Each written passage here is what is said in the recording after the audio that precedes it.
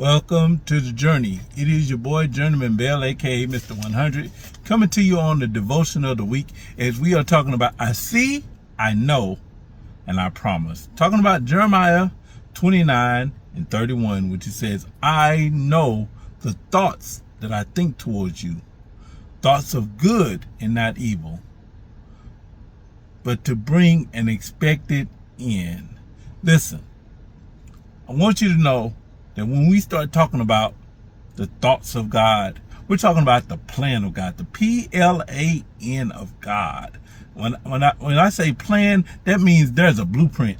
That means God's already designed a specific way of handling things, a direct way, an intentional way of how our lives are supposed to go. Now, granted, these things that the reason why I believe the writer was saying good and not evil was because he was trying to get in our heads that the things that happen to us will sometimes feel like a lot of evil against us. It feels like, it makes it feel like we've done something wrong in God. And because things go bad, I think we come up under this understanding that because bad things happen to us on a continual basis, that there's something I'm doing wrong within God. So what I want to talk to you about on today is the P.L.A.N. of God. The P.L.A.N. of God. The purposeful, the plan of purposeful. God's plan of purposeful. The leaning on God's promise. The alignment with the plan. And the navigating of the navigating of new directions. So we're talking about the plan, the purposeful plan of God. We're talking about the leaning on of God's promise. We're dealing with the alignment with the plan, and we're dealing with the navigating to new directions. So when you start to talk about a purposeful plan, then I think we have to understand that purpose and plan in God work hand in hand. When you talk about God's purpose and God's plan, we're talking about the use of something that God needs to use for you, for the blueprint of what is going to take for his expected end to come about. I need you to understand that because you're dealing with some things right now, that there is a purposeful plan in place with what God is doing in the midst of what you may call suffering, what you may call attacks, what you may call all these other things that are bubbling in your mind, so to speak. All of this is a part of the planned purpose of God, that nothing is wasted when you start talking about God. God uses everything in our lives to bring about a fulfillment of his plan. So when you start to talk about God's plan of purposeful, you start to deal with things of pressure. You deal with the pain, the problems, and all these parts that fall with that. All of these things that feel like that, man, I'm getting the short end of the stick. I'm getting the leftovers of the good that I was thinking was going to happen to me. All of these things, these pressed places, these crushed places, these places that tend to bring us down are a part of his plan. The pain that you're dealing with. Certain pains I deal with that I'm like, God, why does it have to hurt so bad? He says it's all part of the press. It's all part of the press, as we say. It's all part of the pressure places inside of us that he's trying to reach us. The problems that we're facing that continually won't seem to stop are all a part of God's purposeful plan. Doesn't seem like it, but it is. It is. Nothing is wasted in your suffering. I want to say that again. Nothing is wasted in your suffering, okay? Moving on to this planned purpose, what I want you to understand is that the plan, your plan, let me say it like this. Let your pain, the pains that you deal with, should be a classroom for spiritual growth. Whoa. Your class is in session right now if you're suffering. Your pains should be a classroom for spiritual growth, because God is trying to grow us up. but he has to use pain. Let me tell you something about pain. Pain always brings about an element of us that causes us to mature faster. When you look at kids that have cancer and die, these death certificates that they're destined to die for, or the inevitable is coming forth. I think you have to understand that how quick a child grows up in their development place, because they know that the end is going to be cease to exist, cease to live, and that there's nothing the doctor can do about reversing this. So they have to go from 5, 10, whatever their childhood age is, to a place of quick understanding that I am not going to be here long. And this is not any indication, nor do I wish this on anybody, but I'm just giving an example of just how pain will cause you to mature, or it should be a classroom for you to grow up quickly and understand that, listen, as long as we live this life, there's going to be pain. As long as there are things that we are dealing with in this life, there is going to be pain involved. And when we kind of understand that pain is a part of it, we have to understand whenever pain comes, class is in session. We need to start learning. We need to get our books out. We need to get our notes out. We need to start preparing, because this is a testing place for our spiritual growth. Pain comes to see your maturity level in the things of God, if you're trusting Him in the pain. Pain should be a classroom for spiritual growth. Watch this. Part of purpose is to be pressured. Part of God's use for you is to find out what's in you. So attacks are going to come. So problems are going to come. So pressures are going to come. So situations that are going to test you. You don't get tested the same in when you celebrate, that you are things that are lighthearted, as you are when things are when the rubber meets the road for your life. So you have to understand that part of purpose is to be pressured. There has to be an element of pressure in your life, okay? This is always for perseverance. The part of the purpose is to be pressured for perseverance, to see how long you can stand, how long you can sustain yourself, or if you're going to break early. I know I feel bad this year in some areas, because the pressure got too great and I responded the wrong way. I retaliated from the pain. And God's saying, this is why I'm trying to grow you up, because there's a reason why He's trying to stretch our longevity. Why is He trying to stretch the longevity of your pain? What is He trying to create in it? Why does it seem like the same problems keep happening in your life? Because God is trying to uncover your perseverance, your sustaining places. Watch this. The processing is how purposeful your pain is making you. We're processing it. How purposeful your pain is making you. That's all part of it.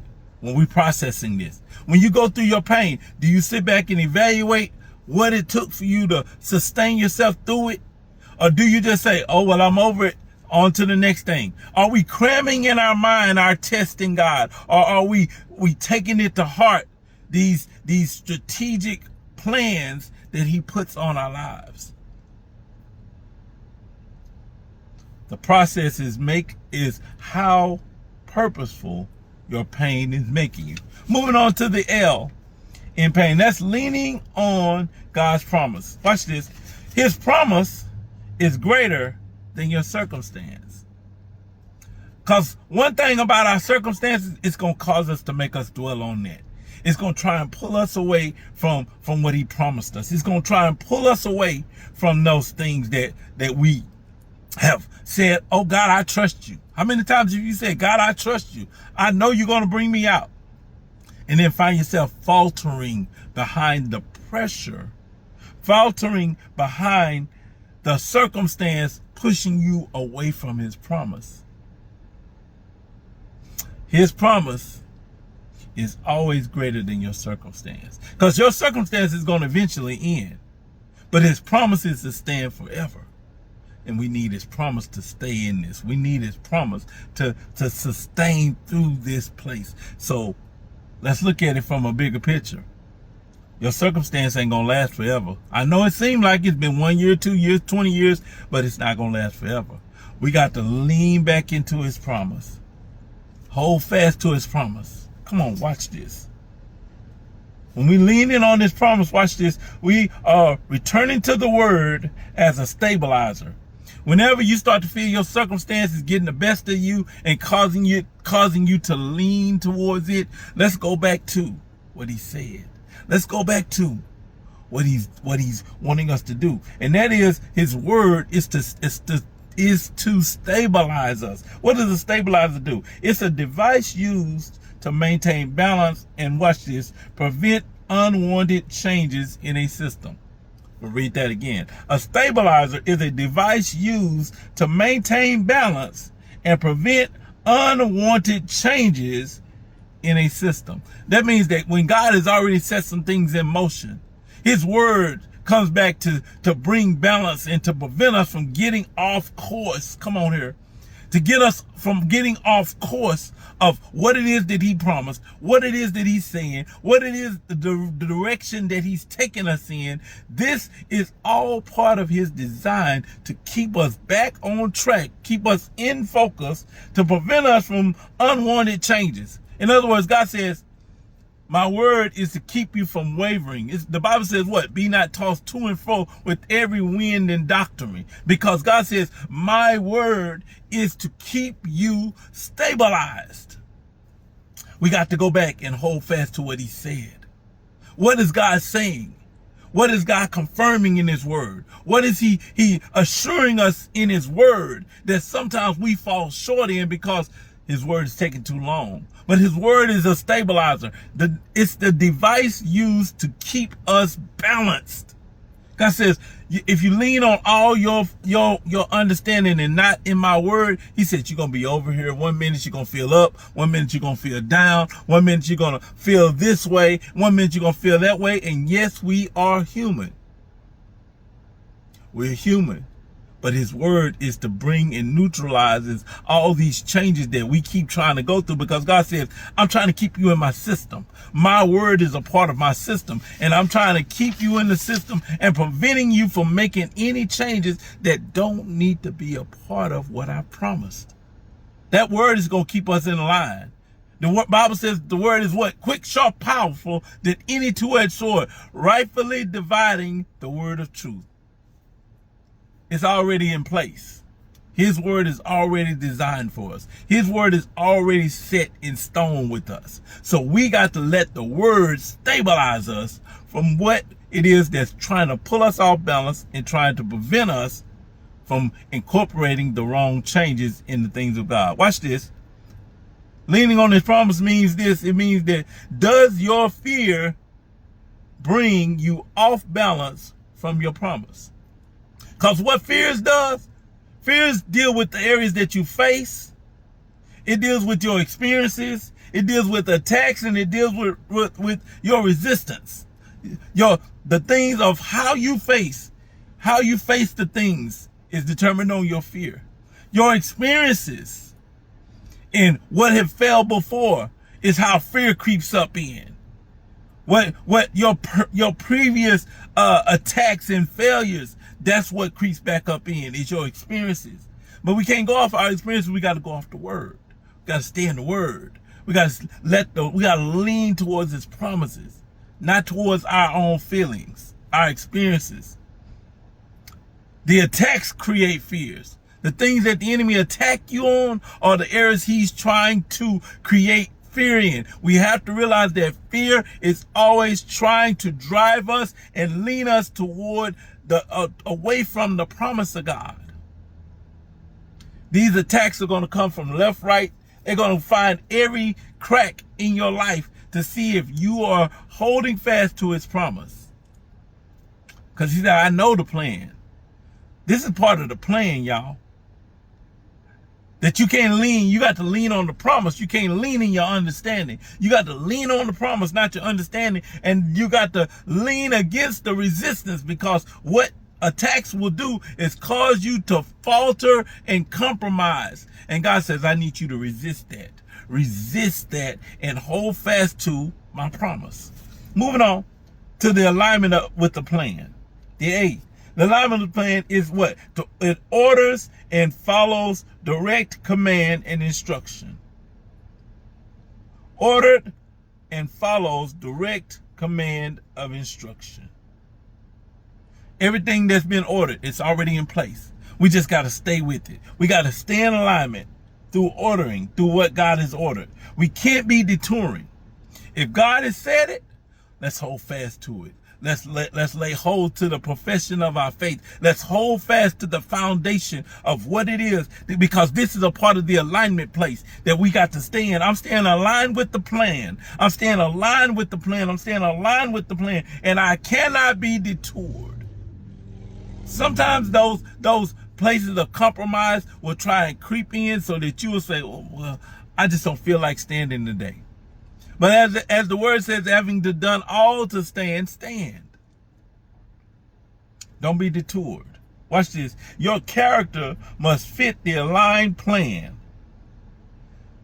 Your character must fit the aligned plan. That simply means that what you're dealing with, when he says that I know the thoughts I think towards you, and to bring good and not evil, but to bring expected in, God says that I have to allow these things to come in and attack you to bring you back into alignment. It's not to get you away from me. It's to bring about the character in your life so that you can align with the plan that I have for you. So now we have to say, okay, these attacks are coming because it's trying to change me.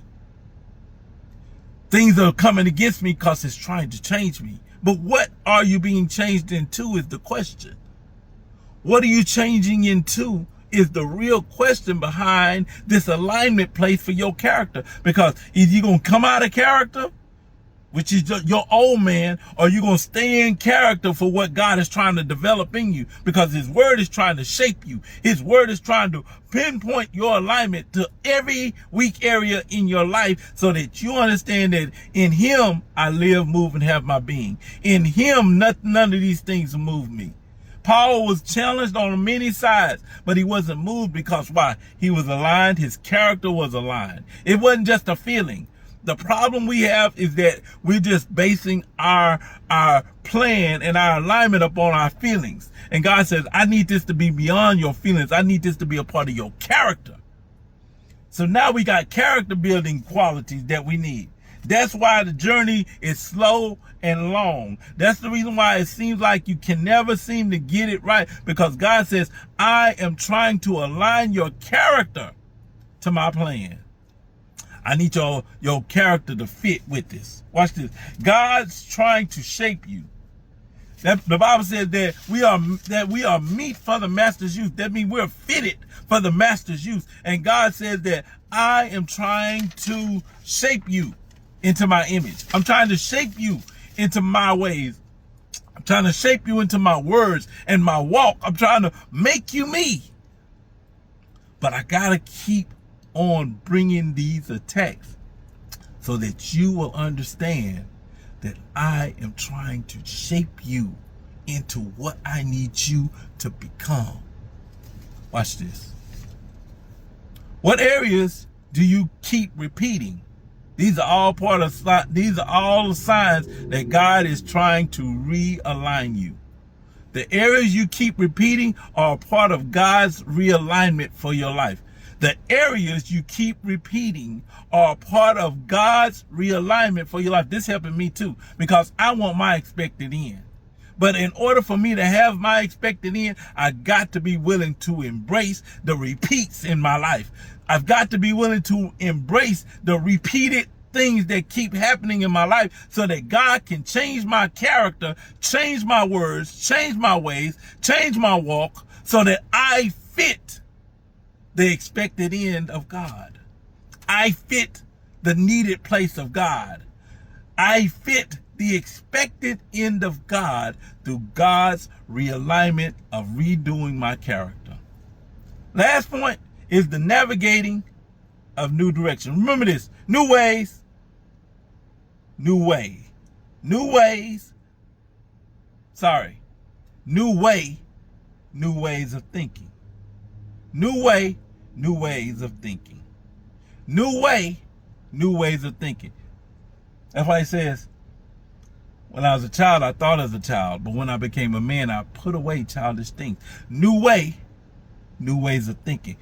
We've got to change the way we think about his plan for us. We've got to get out of the mindset of that God don't want nothing good to happen in my life. He said it in his word. Bring back the stabilizer. Let's get this thing back stable so that I can develop new way for new ways of thinking. Because I need to think new. I need to think differently. But I have to first develop a character that lines up with my new way of thinking, my new ways of thinking. I wanted his way, because he said what? I am the way, the truth, and the life. No man cometh to me but to the Father but by me. He says, I am the way. So that means your ways of thinking has got to line up with his way. It's got to become his way. His way is good to bring an expected end. So now I got to line those things up. I can't think like that about myself, because it's good. God thinks good of me and not evil, to bring about an expected end. Watch this. Transition is a doorway to change. When God is trying to change your character, he's trying to change how you think. He's trying to change these different areas in your life. He is trying to transition you through the door for a new way of change. So embrace your transition. Embrace your change. Transition feels uncomfortable. I admit, it feels uncomfortable. But if God is trying to change you, you have to be willing to shed off the old. Old things passed away. Behold, all things become new. When you're in Christ, you're transitioning. Come back in him, where his promise is, where the alignment is, where his purpose is. All those things, leaning on him. Come on now. Aligning with him. Let him navigate you for this change, for this transition, through this door, for the new way that he has for you. Last but not least, remember this: fear will keep you in an expired place. Fear will keep you in an expired place. You're trying to navigate to your new place, to your expected end. You can't allow fears to do that. Whatever areas you're facing in your fear, you got to become a proactive against your fears. You've got to become proactive against your fears in order to become the new and expected end that God has for you. He has a plan. He's purposeful. He doesn't want you to lean. He wants you to align, and he wants to navigate you into new directions. But you have to understand the purpose. You have to be willing to lean away, lean into his promises. Lean, fall away, cut off what you was, and lean into his promises. Align with the plan and navigate into new directions. Transition is what you make it. But it all starts with what you're willing to let God make you into. If you want him to change you, if you want that expected end that he has for you, you want to understand the plan, then you have got to allow him to navigate you in the new direction. You got to allow him to align you into the plan. You got to allow him to lean towards the promise. Trust in the promise. And you got to be willing to let him find whatever it is that's a part of the plan to be purposeful for you. P.L.A.N. plan. This is a journey where we take life one step at a time. We'll talk to you soon. Be blessed.